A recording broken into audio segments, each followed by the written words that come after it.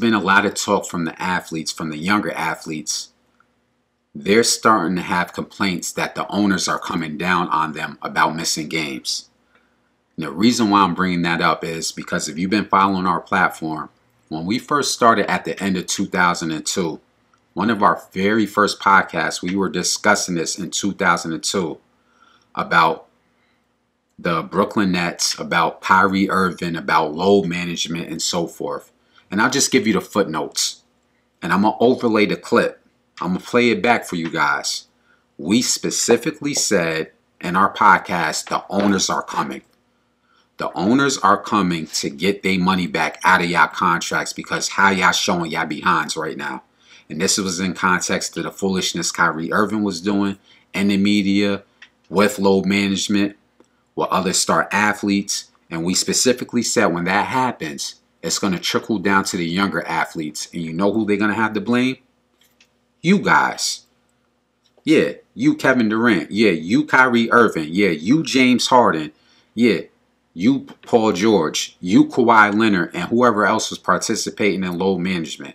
Another topic, not today, but we're going to talk about the collective bargaining agreement coming up in 2024 about leverage for the players and leverage for the owners. Can I say one sentence? The owners are coming. And you can thank Kyrie for it, and you could think that nut in Philly, and you could think in there's one more player, and I ain't gonna name right now, but you could thank them for it. Because when y'all go through what y'all gonna go through, the ones that sitting in what is it, college? The ones that sitting in college, they're gonna go through it. You gonna feel the pain of what they done. Please proceed. Okay. And again, we're not, as media, we're not talking about if you were sincerely injured. If you had a sincere injury, we're not talking about the Joel Embiids. He's been injured his entire career. We understand that. But we're talking about guys saying, hey, we don't understand why the owners want their money back. They want us to play 60 games out of 82. Do the math. You really trying to miss 25% of your work performance? And you want to be paid $30 million a year? In what industry does that work? You guys tell me in the comments. Where can you miss 25 to 30% of the year and not be held accountable? I know if I call in half the year, my job is going to have me on suspension. What about you, Ty? I don't know where you work at. If you miss in 12 months, if you miss 3 months out the year, what is your job doing? You're gone. You're gone. You guys are professional athletes, whether it's the NFL, baseball, but we're talking specifically for the NBA. There's 82 games. There's a long off season. We live in updated medicine. We live in updated technology. You guys have some of the best medicine features for sports athletes that we've seen in the last 40 to 50 years. There's no, unless you have torn ligaments or a sincere injury, there's no reason for you guys to want to miss more than 10 games a year. And this is what Stephen A. Smith was alluding to when he went on his diatribe for ESPN.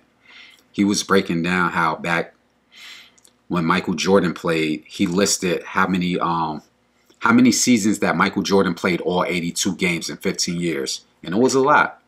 Karl Malone, Patrick Ewing, and all those guys. And this was in the 90s when the technology in medicine wasn't what it was today. Also, they weren't getting the money you guys are making today. I think he broke it down that Michael Jordan average salary was $4 million a year. And he played 82 games, 9 years out of 15. I'll say that again for the people in the back or for the younger athletes complaining that they're missing money and the owners are coming down hard on them. Michael Jordan average salary was $4 million a year.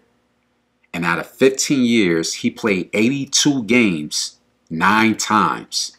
And then out of that, he then broke down that he also played 72 games, more than 8 times.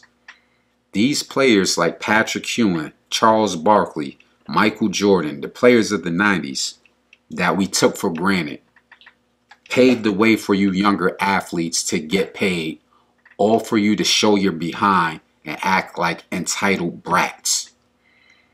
Now, we told you 2 years ago that the owners are coming. Now they're finding loopholes and clauses to say, hey, if you miss more than 25 games, you can't get an MVP award. You can't get all NBA accolades. You can't get first team all defensive accolades. And what does that do? Oh, let's say you have a max contract, but you need to be named as first team all NBA. You're missing $40 million. Yeah, you're still going to be a millionaire, but $40 million ain't no chump change to laugh at. So you guys could thank them players prior to COVID that was fooling around. You guys could thank the Kyrie Irvings. I think it was Tyrese Haliburton that went in the media and was giving his talk about how he didn't understand how the media and everybody was not being sympathetic for the players missing time. Yeah, well, we tried to be sympathetic, and y'all took advantage of it. Just like we told you a few years ago, the owners are coming for you guys. The owners are coming for their money back, and you younger athletes like the Tyrese Haliburton, you can go look at James Harden, Kyrie Irving, Kevin Durant, and you guys can have a conversation with them.